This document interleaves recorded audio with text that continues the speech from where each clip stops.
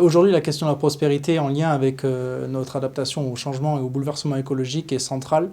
parce qu'on doit, dans un premier temps, réinventer un imaginaire heureux vers lequel on puisse se projeter dans la sphère économique, mais également dans la sphère sociale, qui nous permettra à la fois d'avoir un développement social, de réduire les inégalités et de se projeter dans un monde où l'activité humaine n'est pas en destruction avec la sphère écologique, la sphère de la biodiversité et évidemment du climat.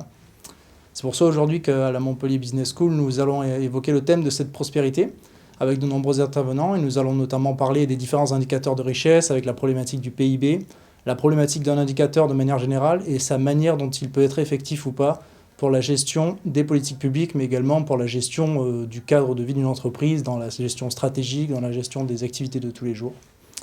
On pourra évaluer notamment par la comptabilité carbone, par des différents moyens de projection sur court, moyen et long terme portés par notamment des prix carbone différenciés avec un prix plancher qui permettront d'engager les acteurs à l'échelle étatique mais également les acteurs privés avec évidemment une synergie qui doit être portée par les